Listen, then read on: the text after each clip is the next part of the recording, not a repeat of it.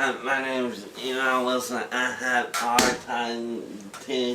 Where are you? Where are you hiding? There you are.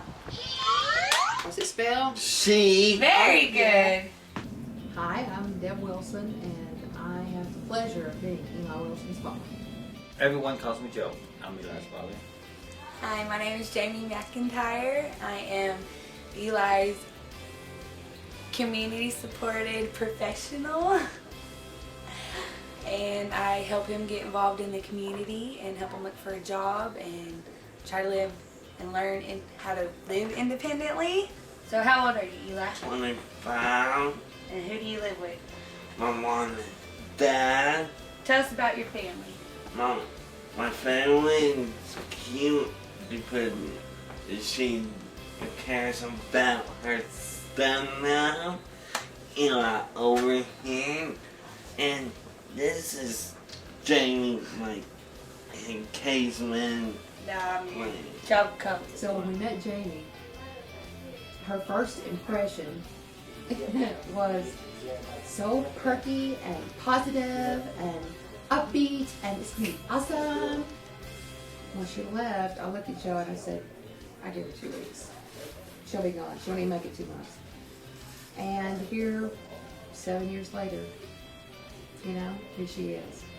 This is a bad cone.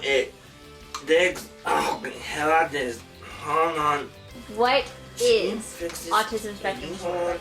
For my personal thing is where they attach to objects more than humans and they're mostly nonverbal. But Eli, he exceeds that because he's not letting anybody tell him that he can't do anything because he talks, he reads, he writes. That man is on top of it. He's not letting anybody tell him no, he can't do anything because he just pushes through it like his tattoo. Oh, goodness, sorry. He just sat there 3 hours and did it. When everybody else told him he couldn't do it, he just totally did it. He didn't want no way helping him, he did it. Oh, sorry. Sorry. Oh. When he was young, we began noticing things that didn't look like everyone else, every other child. Most children, by the time they're 10 months old, they're trying to walk, they're pulling up, they're standing up, they're crawling. Eli did none of that. He was more than happy to sit, you know, in the middle of the floor all day and play. When he was around other children, he played near them, but not with them. There was no interaction, direct or indirect. He played with toys wrong, if there's such a thing. But, you know, blocks are for building, pencils are for marking, balls are for tossing. Well, none of you have autism. For Eli, it was all about how they tasted or felt or the noise that they made. So he would pick up a toy and evaluate it based on those 3 criteria. If it wasn't interesting in one of those 3 ways, he could care less, you know. He wasn't able to do, he didn't walk till he was probably 1.5 years. Didn't talk very much, communicate very well at all till possibly 3, you know, which was be way behind what other kids would be at. And then it was very apparent that we were, you know, facing something that we was going to have to deal with. A doctor, a very decent, kind, well-meaning man, said to us one time, it would be best for your son and for your family if you just told your family that he died and put him in an institution that cares for people like him. I remember just feeling like I couldn't breathe anymore. There wasn't air in the room anymore because he was right. I had no skills. We had no training. We had no resources. But yet, how can you say, throw him away? That if somebody said, your mom, what's one thing that you'd think of about me? I like pretty heart. My pretty heart? Huh? How do you know I have a pretty heart? with your manpower, you just know it. Yeah. Well, some of the conflicts Eli has to deal with is when we go into public and people choose not to talk to him. They choose to talk around him. And me and his mom are like, why don't you ask him? You know, he's his own person. We just want him to be treated like a person. And another thing he has to deal with is his pain tolerance is different than ours. Like when he went to the dentist, they gave him, was it laughing gas? And he ended up, he couldn't feel it and he was chewing on his lip like bubble gum. And he ended up chewing through his lip. Me and you would have been like, ah!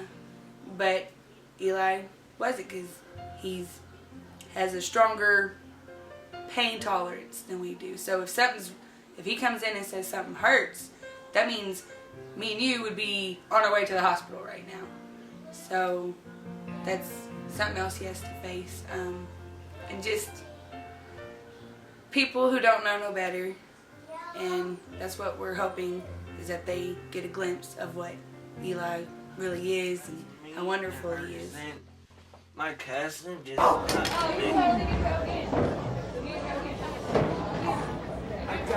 Since I am Eli's community support professional, every 3 months we have Detrick and James and sometimes Sayard come over here, and we do meetings and plan out Eli's goals and what he thinks his goals should be.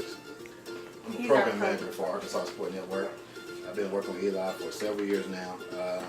I do the hiring of staff, which I hadn't had to hire for a real long time because Jamie's been here forever. I'm also the rec coordinator at Arkansas Support Network. I make sure that Eli is informed of all of our community recreation events, softball, volleyball, bowling, things of that nature. Indoor walks, outdoor walks, Valentine's socials, you name it. We have a monthly calendar, and we try to get him informed of all of our recreational needs. And other than that, I just make sure that the services that are supposed to be done, just make sure they get done. We didn't have these services, you know. A lot of people would have to go into HDCs, which are Human Development Centers. They wouldn't get the community experience that they should have, you know, on a day-to-day basis. They wouldn't get the necessary skills that if one day they were to go out and be on their own, they wouldn't be able to take care of themselves. I'm trying to make sure we meet these needs. I've been knowing Eli since he was in school, and you go back from even the point of him being able to go to school and graduate. Without this program, that might not be able to happen. This is Eli's graduation photo, and as you can see, it's practically a shrine in our home. But that's because so often with autism, there seems to be a curtain that always hangs in front of the real person, that curtain being the disability. You see it first, you hear it first. It always has the last word. But sometimes, just like a bolt of lightning or, you know, just something unexpected, that curtain parts for just a moment. And you see the real Eli, you know, the real person. And amazingly enough, this photographer captured, I think, the real Eli just in that moment, because this is not a young man with a disability. This is a young man saying, where am I going in life? Am I ready to get there? Who am I going to be? Do I have what it takes? Just like every 18-year-old, you know, a high school senior. So this is absolutely my most favorite possession and most favorite picture of anybody, because that is my son, and I love him. I just do. You know that show Cops? I love it.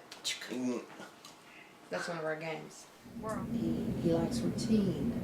There are skits or games that we play,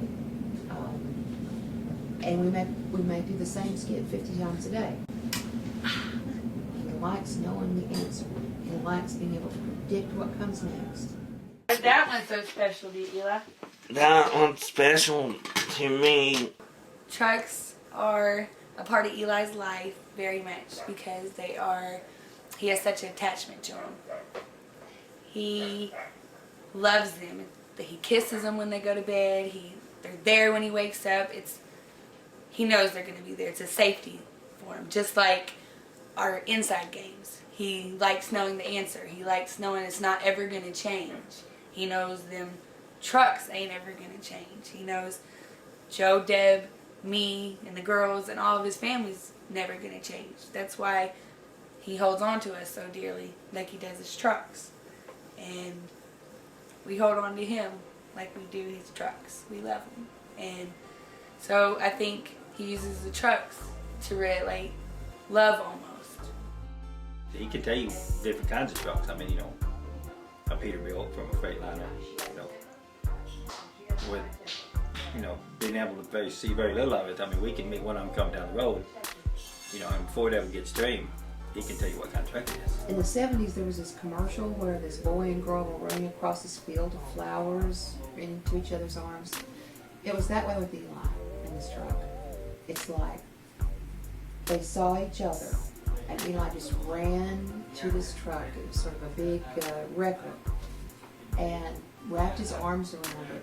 And he didn't speak at the time, but he turned around and looked at me like, "Can I keep it, Mom?"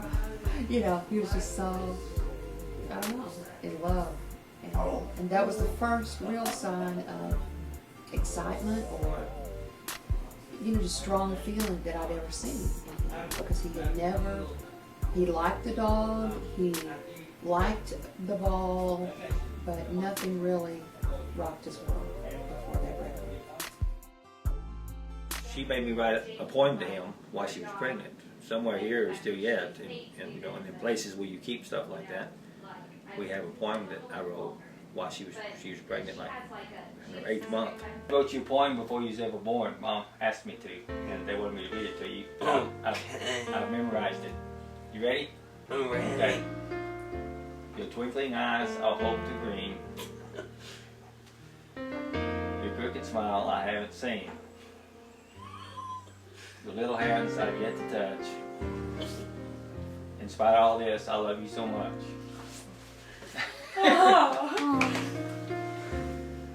I pray God for you. I wish you would be born tonight. But whenever you come, I'm sure you'll be a beautiful sight. Dad thought it was longer, but that was it. Okay? Beautiful! I told her I thought it was most of a page, but it wasn't. It was short. It was good. It was Okay. Did you hear the beautiful words your daddy was What saying did you have to put? Eli does not take any medicine for autism. He strictly does it all by himself. He fights through the urges of hyperactivity, everything. He does it all by himself. No medicine, nothing. He's totally able to live by himself. With therapy, he don't really do no therapy. We go to classes at ASN for CPR, first aid. He knows how to do CPR when somebody's choking. Remember? Do you remember how many reps do? Do it soft, right? 1, 2, 3, 4.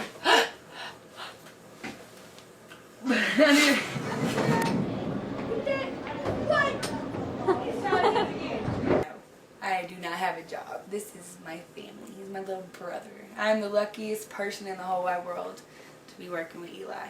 He makes me feel so welcome every morning when I come. It don't matter if I'm in the worst mood ever. He still loves me unconditionally. He don't judge me when I'm screwing up. He's always there having my back. He never gets mad at me, and he never holds a grudge against anyone.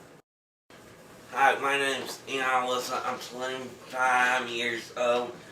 I've tried to find a job a long time. The hardest thing and hardest conflict for Eli is for someone out there to finally realize and see what we see in him and give him an opportunity to let him have a job. I mean, because Eli would be the most happiest person that greets a customer walking in. He would never forget a name. I mean, he has all these skills and nobody's letting him put it to practice. What could you do at the job, Eli? What are your skills? I can start in shells, a little trucks in Washington. I'm a good team player, and I'm an awesome. I am hard working. You would like to hope that he would have the other things that other people have, you know. I would love to see him have that special someone, you know, the relationship like him, like myself and his mother has, you know. I have an energy. I have a great memory. My job coach is Jamie McIntyre. I've been with him for 5 years. I make a great team, and I give you 100%. And thank you, and have a nice day. He graduated from high school with a regular diploma in 2005. He went to regular classes. He earned it. I mean, it wasn't a gift. But here we are, 2012, and still not one job, not one call back from an interview, not one, well, let's try it out for a couple of weeks and see what happens. At the mall yesterday, I saw a woman my age, I'm sorry, you should know better by the time you're my age, look at him and then go, and whisper something to her girlfriend.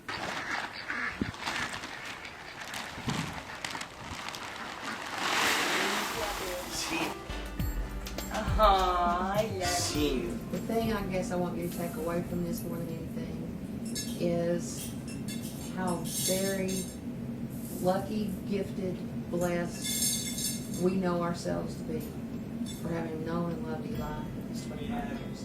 You know, it's been a heck of a ride, and there's never been a dull moment, and I'm so glad that I've, you know, been here.